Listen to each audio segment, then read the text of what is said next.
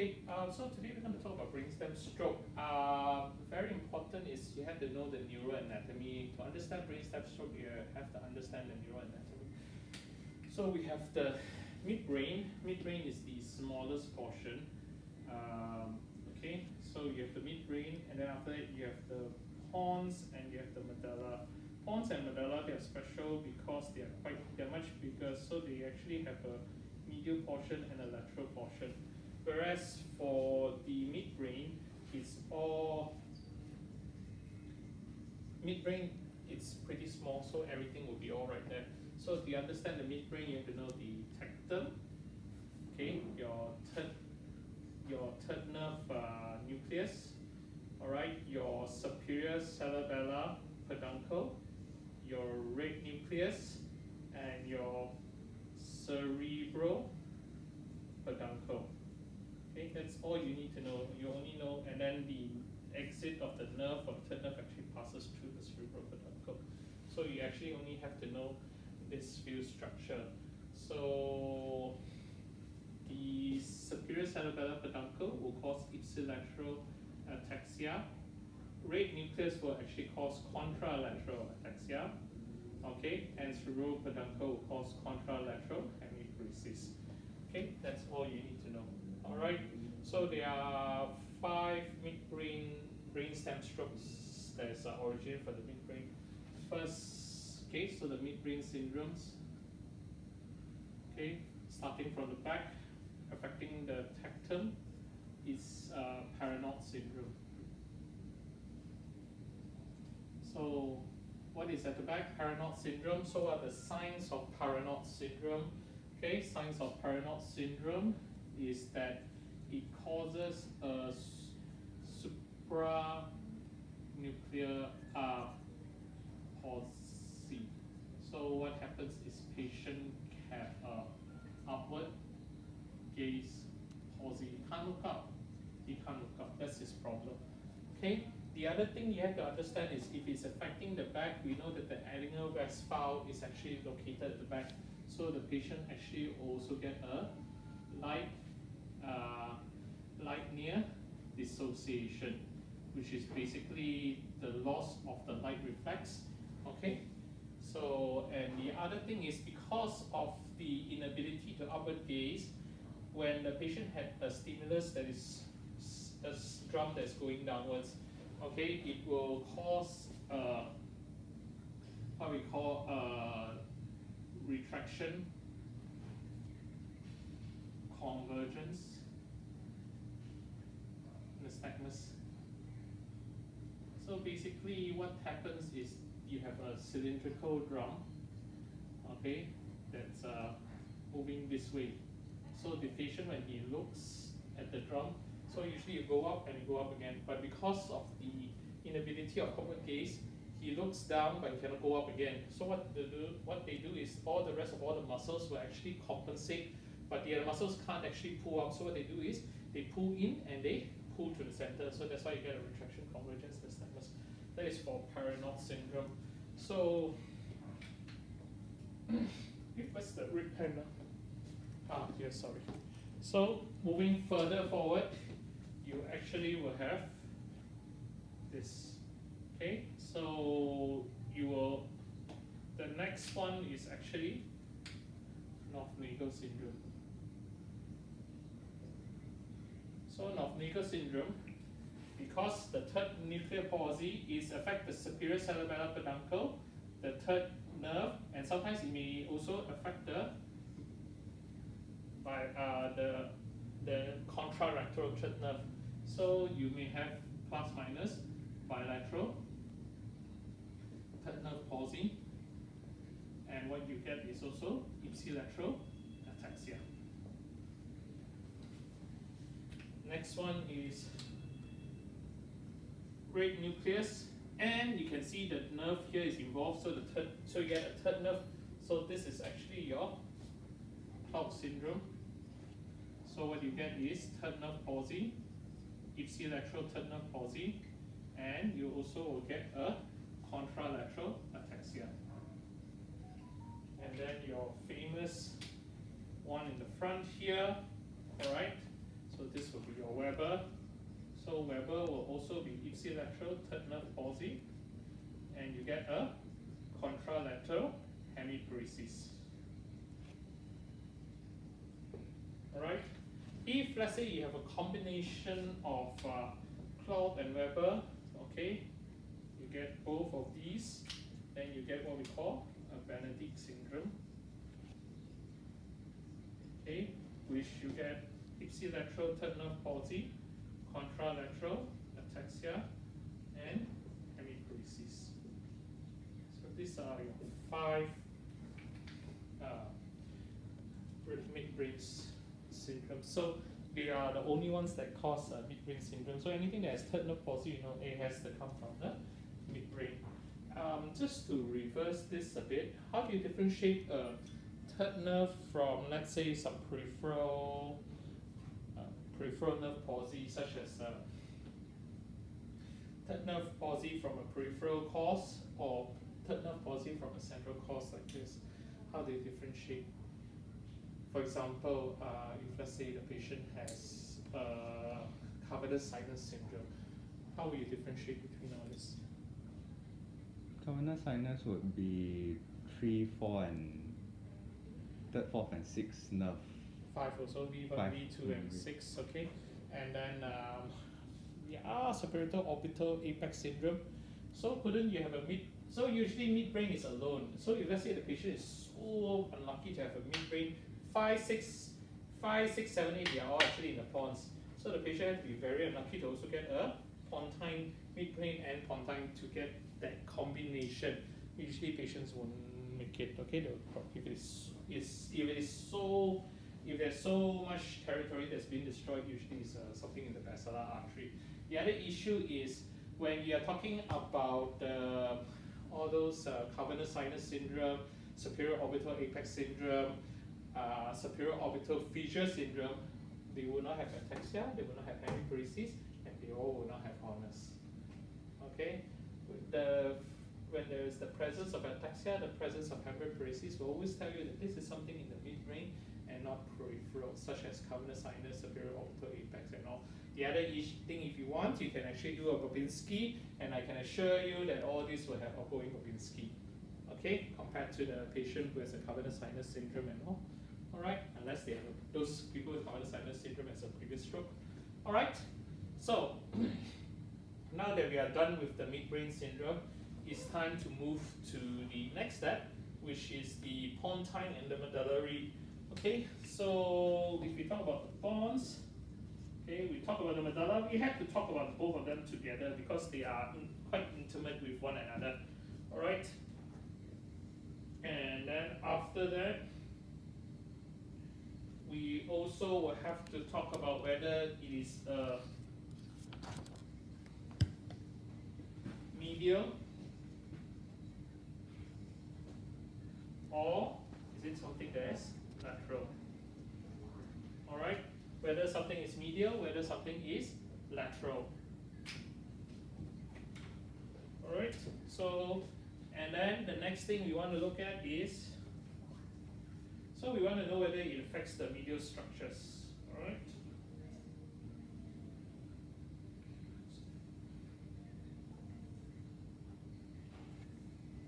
Okay, what is in the medial structure? What are the sensory structures that are sensory nerve that passes through the medial structure? So medial will be medial lemniscus. So what is in the medial lemniscus? You have vibration and proprioception. So medial Pontine syndromes will have loss of vibration and loss of proprioception. Okay, lateral, you have your lateral spinal thalamic tract, correct? So your loss of pinprick and also temperature. So lateral Pontine syndromes will actually have loss of pinprick and temperature. All right. So if let's say the patient have a loss, if the patient have both loss of vibration, loss of pinprick, then you know the patient has one of those syndromes that consists of both the medial and the lateral Pontine. But usually lateral Pontine will loss of temperature and loss of pinprick and temperature, and medial Pontine will have loss of vibration and proprioception. All right. Okay. So what? And then they also have their own cranial nerves. All right. So for lateral, so what are the nerves of the pons. 5, 6, 7, and 8. These are the cranial nerve of the pons. All right. So where is cranial nerve 5, 7, and 8 located? The nucleus of cranial 5, 7, and 8 located. Where are they located? More medially, No, they are located laterally. 5, 7, and 8 is actually located laterally. Cranial nerve 6 is located medially. Okay, but plus minus, there's also another cranial nerve that's also, if there's a medial lesion, is affected. Which one is this? Would be This is your neuroanatomy. I will have to refer you back to one pathway if you don't know this. Which one? laterally it would be 6, 6, 7. No, wait. 6 and 7, right? 6 and 7, correct. So 7 curves around the 7 actually curves around the nucleus. 6 is the lateral, is in the medially located, but 7 is the one that curves around.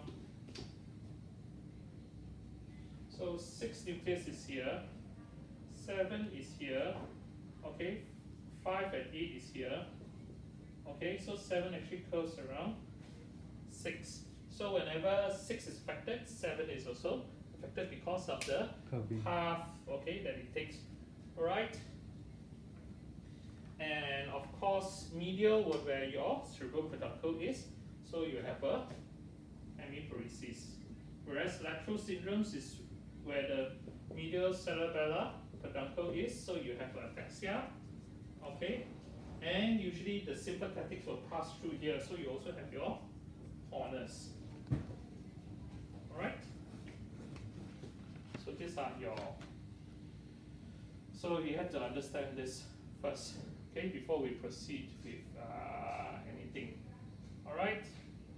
So, okay, the other thing you have to look at, if you look at the pons from the front, you have to understand that the 5 and 8 are massive things. So they actually, 5 and 8, they are massive. So they actually stretch from the inferior to superior pons. Superior pons, okay, inferior pons. Whereas the nucleus of the 7th nerve is only in the inferior pons. So if you have 5, 7, 8 involvement, you know it's an inferior Pontine syndrome. If you have only 5 and 8 sparing of the 7th nerve, then you know this is a superior Pontine syndrome. Alright? So Raymond, would you like to start from the medial or would you like to start from the lateral? Go medial. So if let's say you have just only loss of vibration and proprioception, okay, 6 and 7 nerve palsy and a contralateral hemiparesis. Okay, this will be an ipsilateral ataxia and an ipsilateral oneness.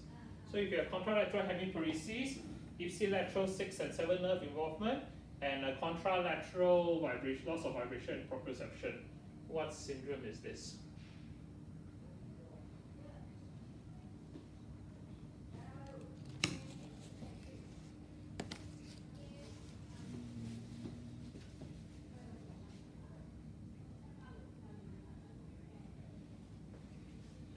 Known as the Miller-Gubler syndrome.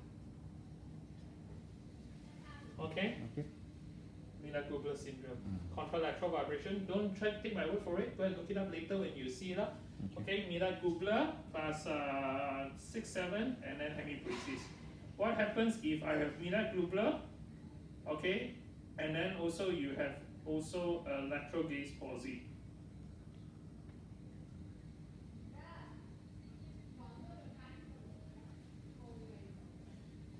Okay, of the opposite eye, contralateral lateral gaze palsy also. So just now this one 6 nerve, so you know already it cannot look out, but this one also cannot look out. So that means the medial longitudinal fasciculus is also affected. Okay, so this one will be, what syndrome is this? Foveal. So basically Foveal is just Miller-Gubler with a medial longitudinal fasciculus involvement, so then it cannot even, the contralateral eye on the normal side also cannot abduct. So then you have develop a 1.5 syndrome sort of thing. Alright? Alright. So after that, moving further down,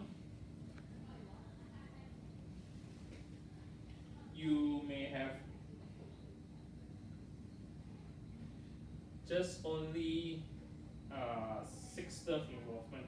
Okay, 7 nerve is spare, but you also have your, so you only have, you have contralateral vibration and proprioception loss, contralateral hemiparesis, but you only get 6 nerve involvement.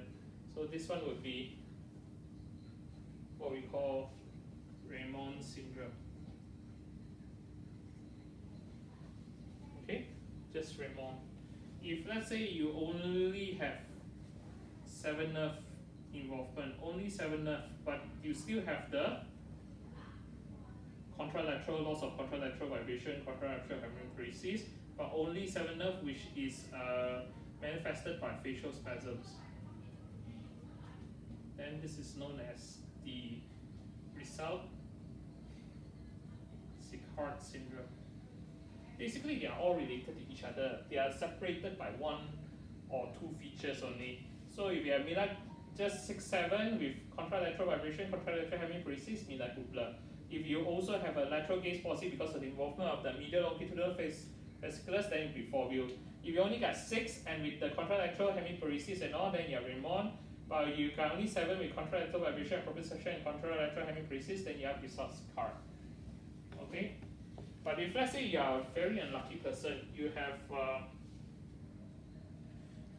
what you call, you have everything. You have medial contralateral vibration proprioception, 6, 7 involvement, contralateral hemiparesis. You have ipsilateral ataxia. You have ipsilateral horniness. You got 5, 7, 8 involvement, and you have also loss of spinal, loss of pinprick and temperature. Then this is known as Raymond system. That means basically the whole pons, you have a hemi-pontine, half the pons is all gone, both the medial and lateral pons is gone, so this is Raymond system.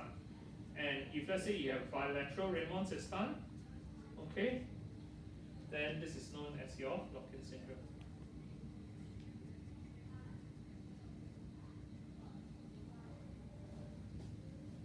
Okay, what happens if you just have the cranial nucleus that's involved?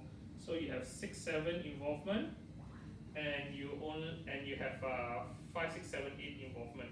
But otherwise, you got no hemiparesis, no loss of temperature. You only got the cranial nerve involvement.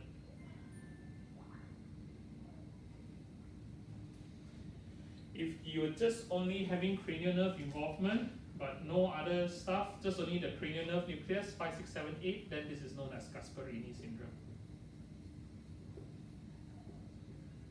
How is that spelled? Sorry. Gasperini. Gasparini syndrome. So cranial nerves, you have to know their position. Don't memorize the features and all. List them down and memorize the features. You won't succeed. Yeah.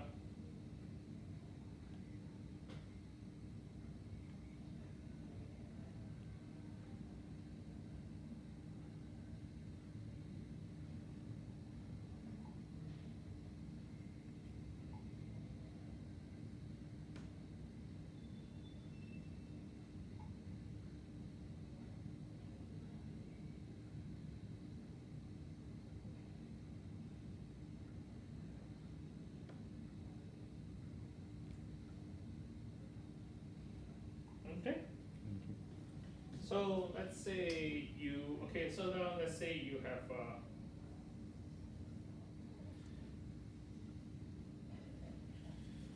loss of spinal thalamic tract, loss of contralateral pinprick and temperature, contralateral ipsilateral ataxia, ipsilateral horniness, and you have both your 5 and 8 involvement.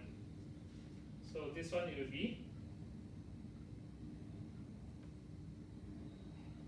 this will be your, it's what we call the superior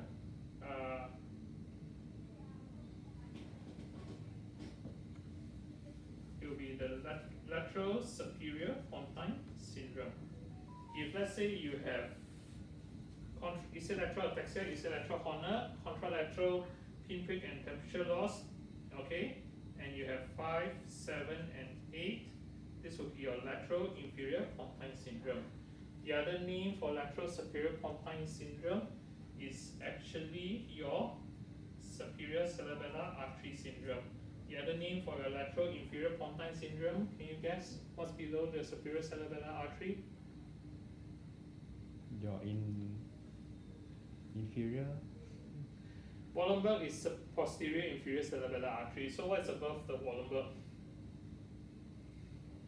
What should be superior cerebellar? No, so be the anterior inferior cerebellar artery. This is the ICA syndrome. Lateral inferior Pontine syndrome is actually the ICA syndrome, anterior inferior cerebellar artery. Okay, so 5, 7, 8 with contralateral pinprick, loss of contralateral pinprick and temperature, ipsilateral ataxia, ipsilateral horner.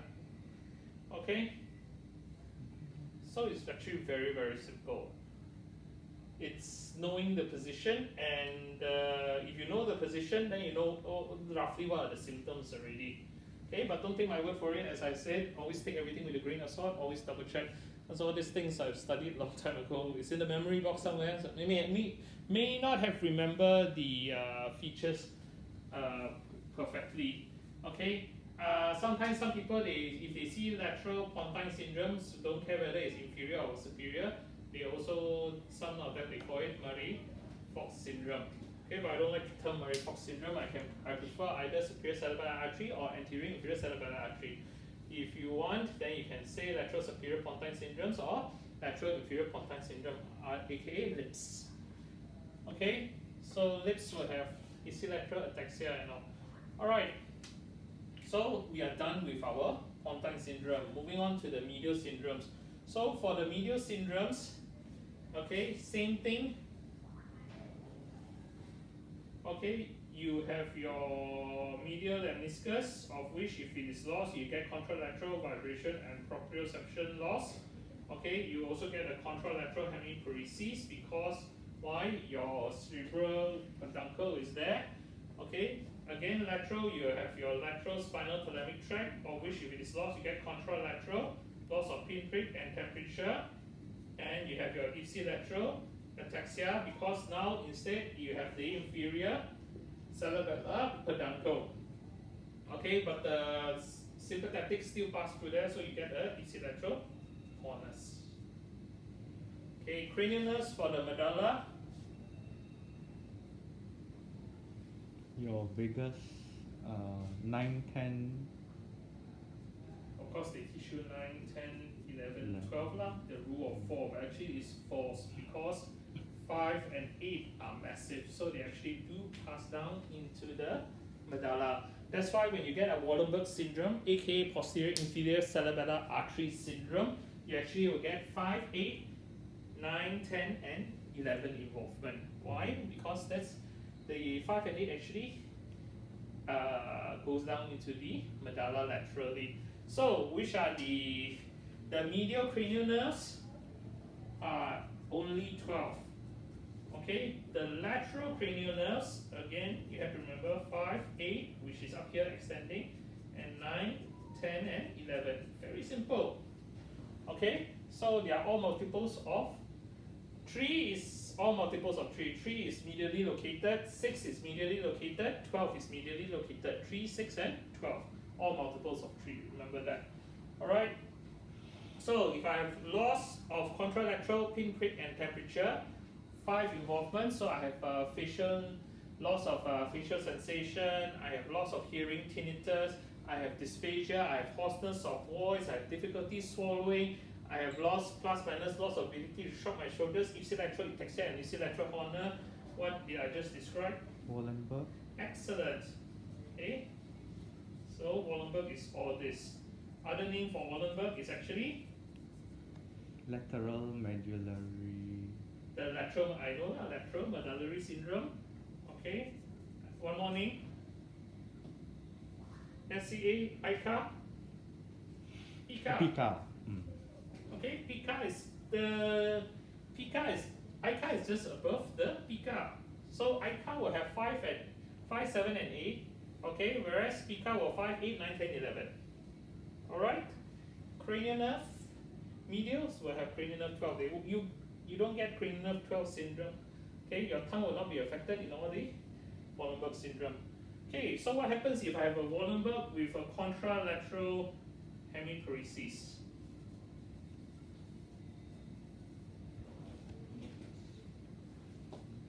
So this one is stretching a bit because you see, sometimes the arteries don't respect this boundary, so they may come in over here. So if they are blocked here, all this will die. So you have Wallenberg syndrome with contralateral hemiparesis. Wallenberg not supposed to have contralateral hemiparesis, huh? This is known as your Babinski syndrome. Alright?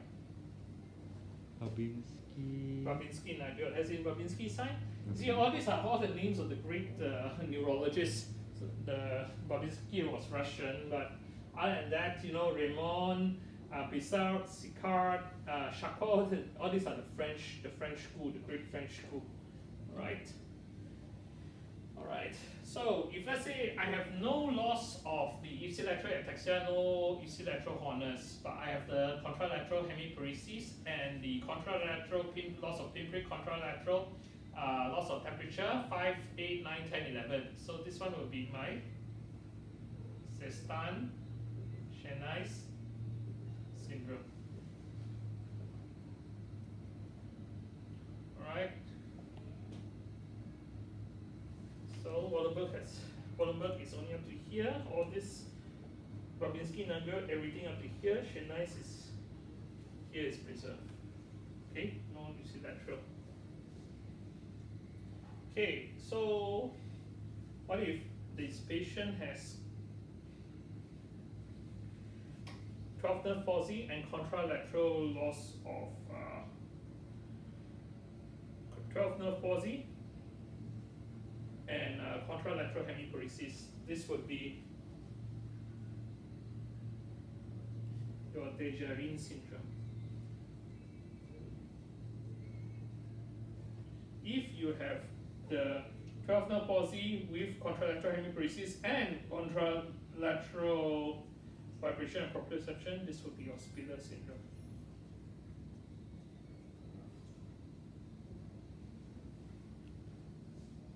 Okay? And if you have both medial and lateral involvement in the pons, do you think it's possible to have both medial and lateral involvement in the medulla? Possible. Okay, it's possible. So this is what we call everything involvement. So you have loss of vibration proprioception, loss of 12th nerve palsy, contralateral hemiparesis, okay, loss of spinal thalamic, loss of contralateral pinprick and temperature, okay, 5, 8, 9, and 11, and also you also have ipsilateral hornus and ataxia. So this one is known as your Reinhold syndrome. Okay? If you just have 9 and 10 involvement, okay, but you don't have any ataxia, you don't have any loss of pinprick, this is known as your Beverly syndrome. If you have just only 10, okay, 10 and 12 involvement, okay, then this is known as your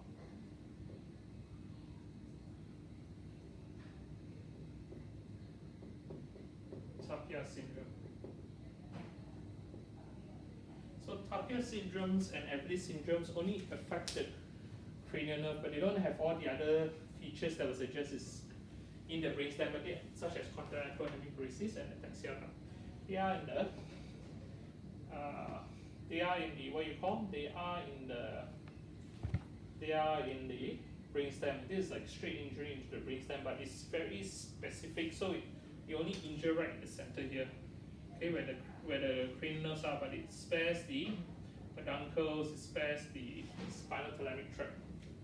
Okay, so these are at release 9 and 10, 10 and 12, Tapia syndrome. Okay, and there you have it, all the brainstem strokes syndromes. All right. Okay. Yeah. So how many do we have? 1, 2, 3, 4, 5, 6, 7, 8, 9, 10, 11, 12, 13, 14, 15, 16, 17, 18, 19, 20, 21. 21 brainstem stroke syndromes.